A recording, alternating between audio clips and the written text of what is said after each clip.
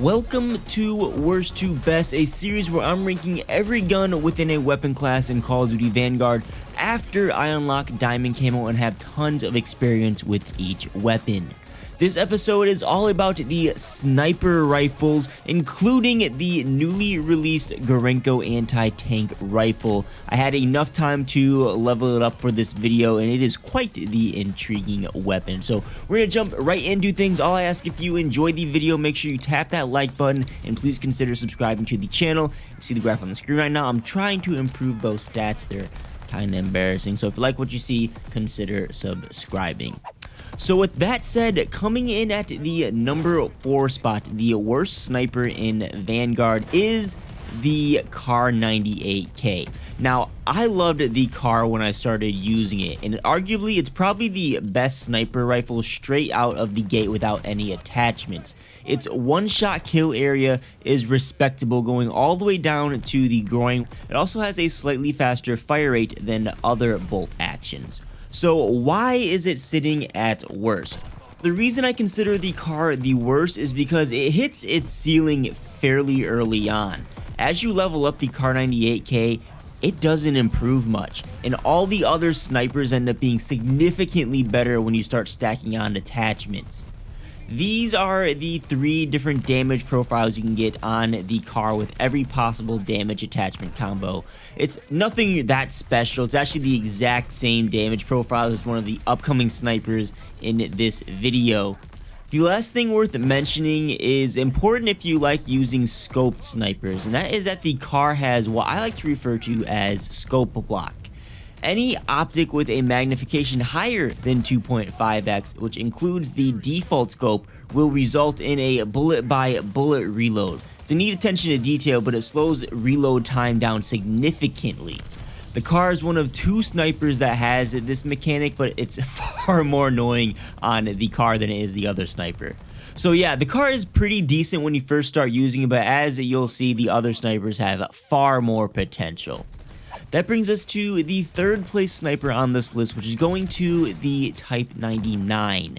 The Type 99 is a faster firing but less lethal bolt action sniper archetype. Without any attachments, its aim down sight speed is the fastest in class. It's actually 100 milliseconds faster than the Kar. It also has the fastest potential sprint to fire speed between all of these sniper rifles. And in terms of damage, its base damage will give you a one-shot kill to the upper chest, the shoulders, and the head. It's less for giving than other snipers, but when you factor in attachments, the type starts to look much better.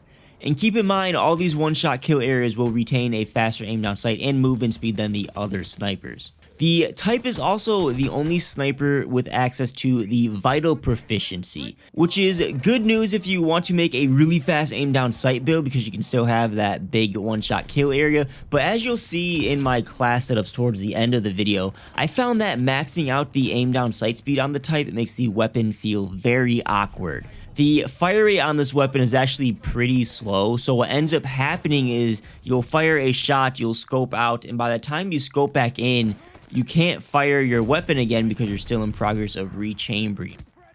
The last thing about the type worth mentioning is that this weapon has no scope block mechanic. So if you're a classical quickscoper who likes to use scopes while sniping, the type is going to be the choice for you because of that and all these stats that I just reviewed.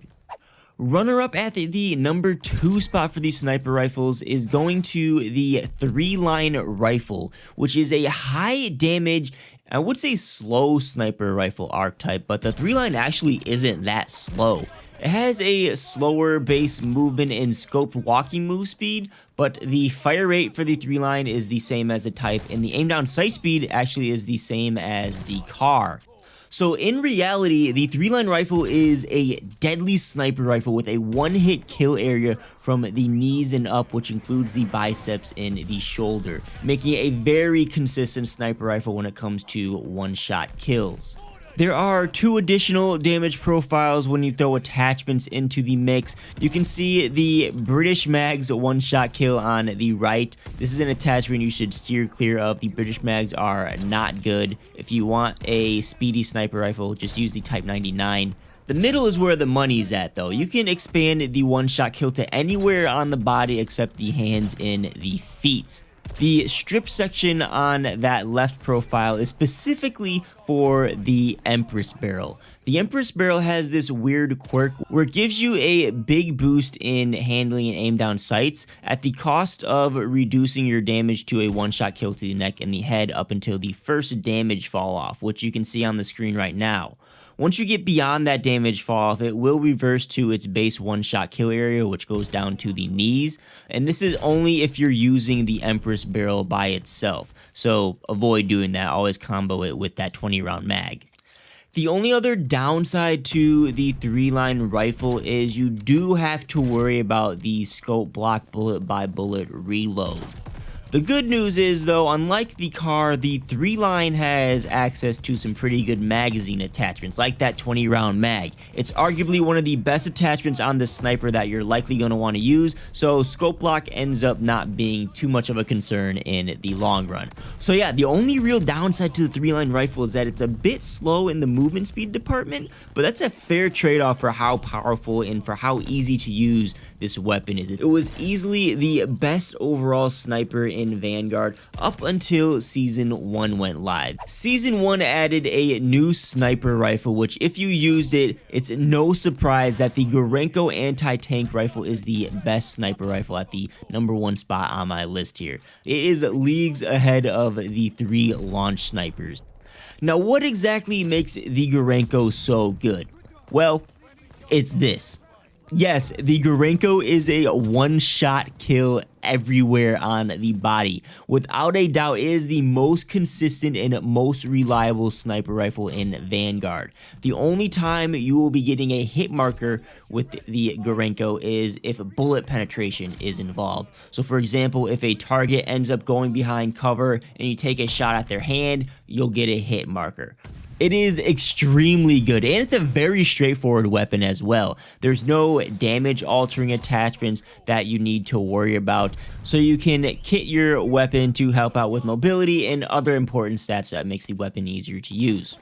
Without any attachments, the Garenko has a bit of recoil, so you're not going to be spamming shots at range as reliably, but there is a barrel that reduces recoil significantly while also speeding up aim down sight speed, might I add. And the recoil reduction makes the Garenko easier to handle than like the SVT marksman rifle that I reviewed in the previous worst to best video. It takes little adjustment on your end to get spammy multi-kills, and it's like easy to hit follow-up shots if you end up missing your first shot. You can panic and spam hip fire in the same room as an enemy and reliably get a kill with this. Like the Garenko annihilates score streaks as well because you can spam at them. I think it even one-shots dogs. I mean, if you can't tell already, this thing has so much going for it. So there has to be some downsides to this weapon, right? Well, the Garenko's base aim down sight speed is slow. It's about 70 milliseconds slower than the 3-line and the Kar. But once again, an optimal Garenko class setup will get your aim down sight speed equal to, if not faster than the Kar98k. So it's not that much of a drawback in the long run.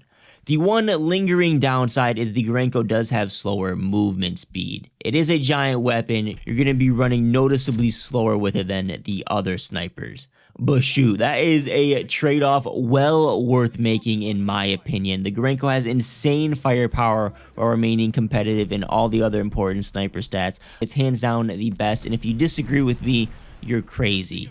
However, if you happen to disagree with the other 3 snipers, you're encouraged to comment your own worst to best list as always, but make sure you try out these class setups on screen before doing so. These are the classes you see me use in the gameplay that I built for each of the weapon strengths that I discussed throughout this video. Make sure you check out my worst to best playlist for more videos like this. Do not forget to hit that like button and please consider subscribing to the channel. And if you'd like to help support the channel directly, you can check out some of the links towards the bottom of the description. Catch you on the next one. Peace.